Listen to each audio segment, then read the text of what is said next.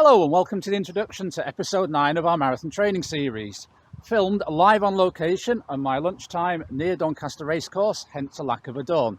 So in this episode we'll be taking you through our coach session with our Friday group.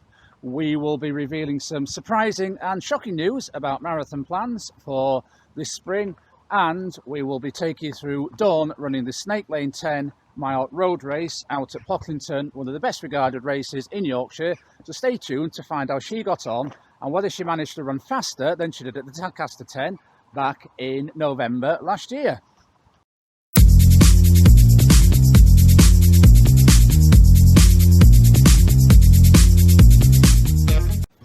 So we just finished a fast feed coach session, which today was, we call it Dusty Bin. Guess what that stands for? 3-2-1, 3-2-1, 3-2-1. So the runners did 3 minutes at about 5k pace and 1 minute recovery to all group up together, 2 minutes at about 3k effort and a minute recovery, and 1 minute at 1 mile effort. Then a minute recovery and then repeat again twice. So a good session for them, nice varied pace session, and I trotted along at the back. Had an interesting experience carrying everybody's coats and hats at the end. It was like a cross between rugby and crackerjack, if any of you remember that. Kept dropping stuff, having to pick it up.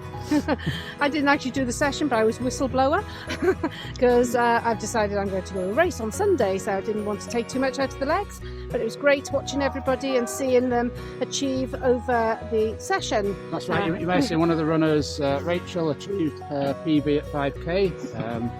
Sub 21 the other week at Chesterfield, and another one of the runners, Rob, has got himself back in after a long period out of injury. He did a sub 19, 18:55, 5,000 metre track race, so the training's paying off. Absolutely, and as you know, one of the things we do is coach, so if you're interested or you know somebody who's interested in coaching, then you can always drop us a line and we'd be very interested to talk to you. That's right, details in the notes below this video.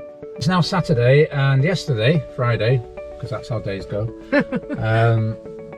an email was sent out from the organisers of the Shakespeare Marathon and Half Marathon. That's a marathon I'd been targeting to do, and unfortunately the race this year is cancelled due to lack of entrants. They thought it was just going to be financially unviable to run the race given the trajectory for how many people are going to be running it.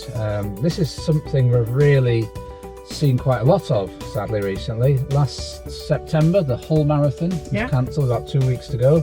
Similar reasons, lack of entrants. Abingdon, you were due to do it a couple of years ago, and I let you know a few weeks beforehand, cancelled due to lack of entrants. And we looked at the Taunton Marathon, which was a few years ago, another race that's gone. So it just seems that marathons in the UK are folding, or bifurcating really, into local club organised ones are finding it harder and harder to operate, and big event ones, obviously big city ones, London, Manchester will be fine, but really the options seem to be moving forward these big company events with ones like Run Through. Oh yeah, I mean we've noticed it even with distances of 10k and 10 miles, haven't we? So it's I mean this week as well, a really good running club in this area, Aston District Running Club, who've organised some super races over the years, a 10k, a 10 mile and a 9 miler. They've had to fold those races because of just spiralling cost and health and safety demands. Yeah, so luckily my marathon is still very much on. My training has been going okay. I've had a down week this week. I'm going to do a race tomorrow, so I just want to see where I'm at. It's a Snake Lane 10. It's a popular race in this area, very well regarded, and it gets really good entrance. Yeah, it's a lot of people's PB course, including us, isn't it? Yeah, and yours, is it yours as well? Yeah, there you go. So I don't think I'll be doing a PB this year though, but it'd be nice to hopefully get a faster time than I got in the last 10 miler that I did. So that's my aim, is to try to get a faster time than I did at Tadcaster 10. Yes, at Tadcaster 10, but we will see. We go out, we roll the dice, and what will be, will be. Whoop, it's Sunday morning and it's race day. Yes guys, we're off to Snake Lane 10. So the sun is shining and it looks like it's actually quite good conditions today. It's a little bit overcast, a bit chilly. The wind has dropped because we've had quite a windy few days. So I was really pleased to wake up this morning and see it actually isn't that bad. So let's go roll the dice and see what we can do.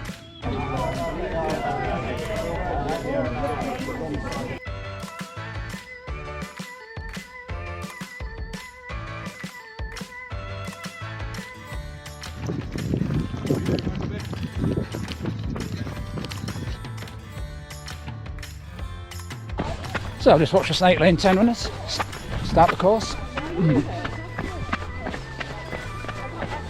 So whilst Dawn runs, I've got to find some way of interesting and amusing myself in running kit in a town with a nice medieval church, a war memorial and plenty of historical features. How will I manage? So obviously the Snake Lane 10 was a race I'd entered and hoped to be doing. In fact, in 2006 I ran this very race in a time of 55 minutes and 56 seconds. First proper run in these Brooks Hyperion Tempo. I've got about 5 or 6 pairs of shoes at home, relatively untouched, waiting to do some training with. Well, that's something I didn't expect to see, the Pilgrimage of Grace Trail.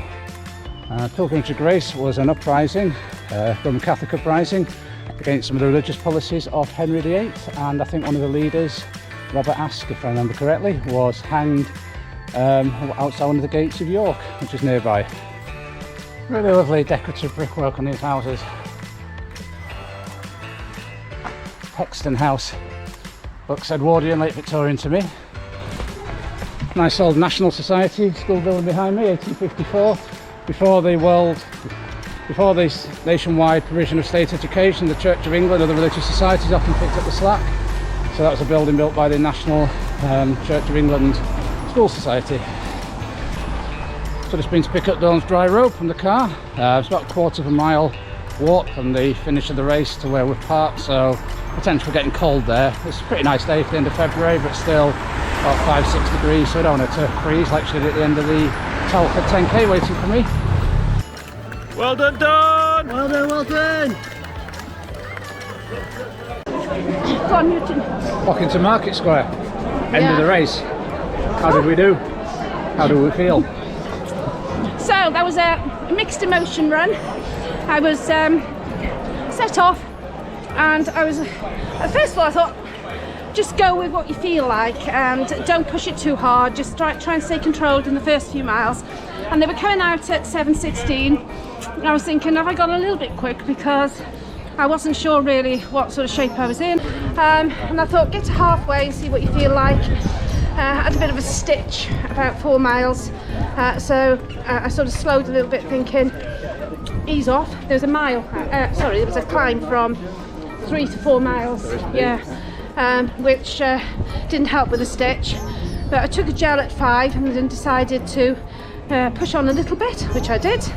And then the last few miles, there was another few undulations. There was one about 8.5 miles. Yeah, just before you come in to start your way into the town. Yeah. So yeah, and then the last mile, I think I smashed it in 6:45. Woo, woo, get in. All right, chaps, how do we do it then? Did you break the hour, Lee?